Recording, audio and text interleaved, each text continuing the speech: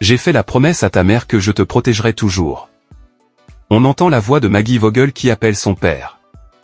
Elle est coincée dans la ville alors qu'un couvre-feu est en vigueur. La majeure partie de la population mondiale est touchée par le virus néogaulliste qui transforme les gens en zombies. Les agriculteurs ont incendié leurs champs et leurs cultures pour éviter une nouvelle contamination. Le père de Maggie, Wade, part à la recherche de sa fille. Maggie est emmenée par des agents armés et placée dans une zone de l'hôpital avec d'autres personnes infectées.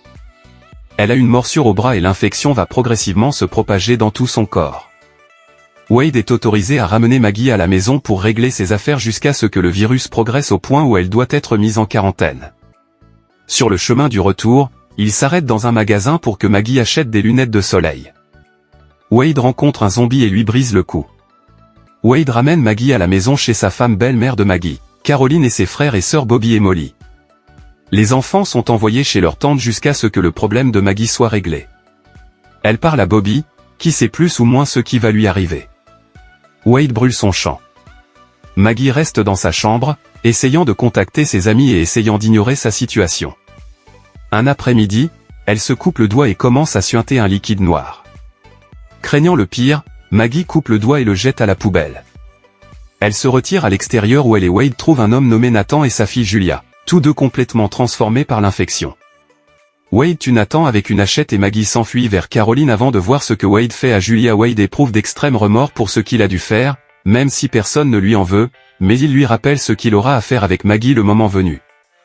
Wade rend visite à l'épouse mère des zombies, Bonnie, qui regrette de ne pas avoir laissé son mari et sa fille enfermés, mais n'avait pas non plus confiance dans leur mise en quarantaine, car les médecins traitaient Julia comme un sujet de test et non comme une personne. Wade voit un médecin qui lui donne 3 options sur quoi faire avec Maggie. Premièrement, il peut l'emmener immédiatement en quarantaine, ce qu'il refuse de faire. Deuxièmement, il peut lui offrir un cocktail qu'il lui donnerait en quarantaine, pour qu'au moins elle le fasse avec son père à ses côtés et non avec une bande d'étrangers. Le médecin déclare que ce serait extrêmement douloureux pour elle jusqu'à la fin. La troisième option est de faire vite. Wade décide de profiter au maximum de ses derniers jours avec Maggie. Il se lie, se moque de la cuisine de Caroline et parle de la mère biologique de Maggie. L'ami de Maggie, Ali, lui rend visite et l'invite à sortir avec des amis. Ils se rassemblent autour d'un feu de joie, avec un garçon nommé Tran, qui est également infecté.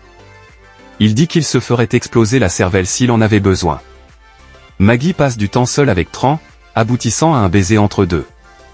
À la fin de la nuit, Ali ramène Maggie à la maison et Ali pleure seule dans sa voiture.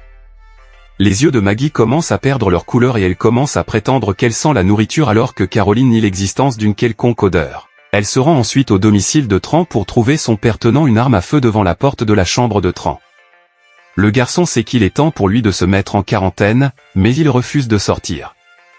Maggie essaie de le dissuader alors que les autorités entrent dans la maison et éloignent de force Tran de son père. L'état de Maggie commence à empirer. Elle va dans les bois et rencontre un petit renard. Plus tard, elle rentre chez elle en courant, le visage couvert de sang. Maggie parle du renard à ses parents. Wade va dans les bois et trouve le renard qui souffre, et il lui tire dessus. Caroline exhorte Wade à appeler les autorités pour emmener Maggie. Quelques officiers se présentent plus tard, mais Wade combat l'un d'entre eux. Maggie entre et le rassure qu'elle va bien pour qu'il ne l'emmène pas. Wade emmène Maggie dans un jardin appartenant à sa mère où elle a planté des marguerites blanches. C'est la dernière chose que Wade peut lui montrer pour lui faire ressentir une sorte de paix. Il lui dit qu'elle ne va nulle part. Maggie est presque complètement zombifiée. Wade est assis dans le salon avec son fusil de chasse, pas encore prêt à l'utiliser. Maggie descend les escaliers, la peau toute grise et les yeux noircis. Elle voit son père dormir, tenant le pistolet. Elle s'approche de lui et l'embrasse une dernière fois sur le front.